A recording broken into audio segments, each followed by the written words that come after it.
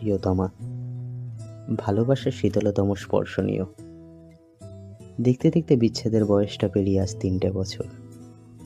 আরও একটা শীত পেরিয়ে গেল। আমার মাথার চুলে পাক ধরেছে অনেক, তোমার হয়তো মেদ জমেছে খুব। পুরনো সেই পাড়ার গলিগুলোতে আজ আলো হয়েছে। অন্ধকারের সেই ভালোবাসার স্মৃতিগুলো আলোতে ঢাকা পড়েছে।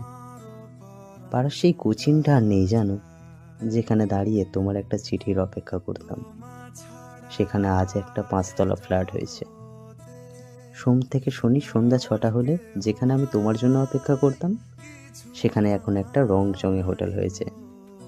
এখন স্মার্টফোনের প্রেমের যুগে হারিয়ে গেছে আমাদের চিঠির প্রেম। এখন আর চিঠির জন্য অপেক্ষা নেই, দেখতে পাওয়ার আকাঙ্ক্ষা নেই। চাপা পড়েছে পুরনো সেই চিঠির ভালোবাসা। যে চিঠিতে ছিল উত্তরের অপেক্ষা, যে চিঠিতে ছিল একরাশ ভালোবাসা।